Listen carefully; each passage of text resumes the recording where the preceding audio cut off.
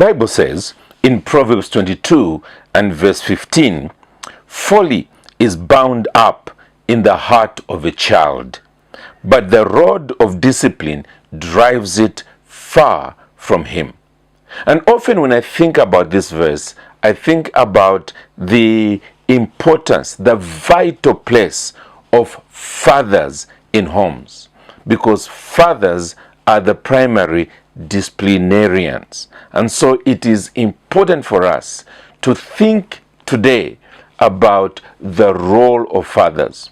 Or better still, I want us to think about what happens in homes where there are absentee fathers. I was reading the other day a list of what happens in homes where fathers are non-existent. Let me just quickly draw your attention to that list. One of them said that the children are 4 times in greater risk of poverty. The reason is because the man is the primary breadwinner, while the wife is the primary bread maker. And so this explains why the absence of a father often leads to less of an economic foundation to enable children to build their own wealth upon in years to come. Number 2 is that they are 7 times more likely to become pregnant as teens. Again, teenage girls need to have a male figure in their lives who can love them emotionally without taking advantage of them sexually. Without a father, most teenage girls look for this love in all the wrong places. Number 3, the children are more likely to have behavioral problems. When children enter adolescence, their hormones begin to run riot. That is when mothers fail to handle them and behavioral problems get set in concrete. They need to have that strong masculine figure in their lives to hold them down. Number 3, the children are more likely to face abuse and neglect. There's no doubt that there is nothing that can be compared to a mother's love and care. However, when mothers remarry, it becomes hard for the new men in their lives to really connect with the children, and often the result is abuse or neglect. Let's go on.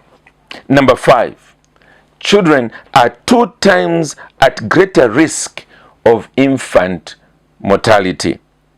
Most of the babies who die in the womb do so because they have been aborted. I think, let's face it, that's a fact.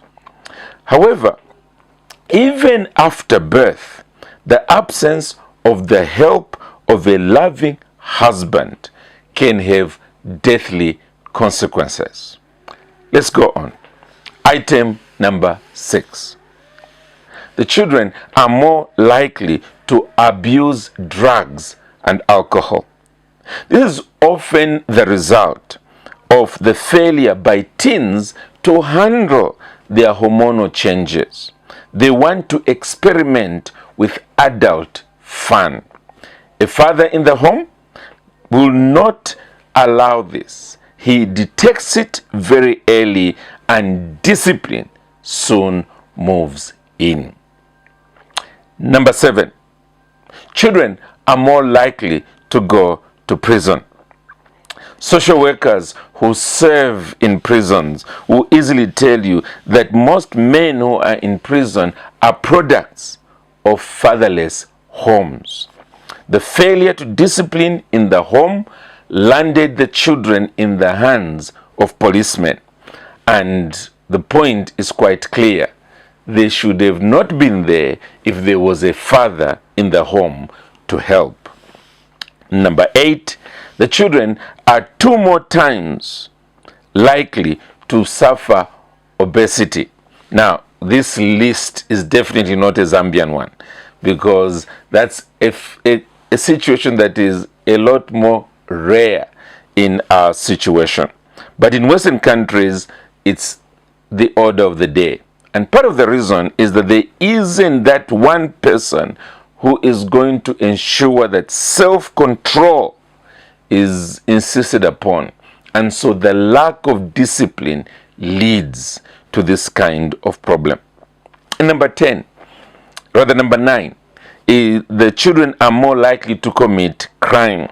And that's where that Bible verse I read earlier on comes in so handy, when it says, folly is bound up in the heart of a child, but the rod of discipline drives it far from him. The absence of a father's discipline in the home causes this folly to grow into a wild bush until it is completely difficult to arrest it and a child becomes a criminal. Well, the last, and that is number 10, that the children are 2 times more likely to drop out of high school. This is often, again, because of a lack of finances in the home or a child falling into bad company and consequently failing to come out of it. Too many brilliant children have been lost to education primarily because there was no father figure in the home. I think the statistics here must be showing in no uncertain terms that we need not just a mother in the home, we also need a father in order to ensure that parenting takes place in a God-honoring way.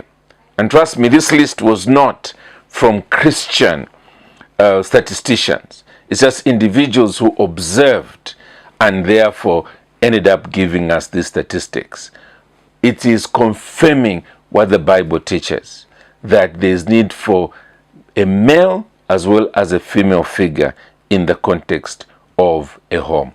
Let's make sure we emphasize both.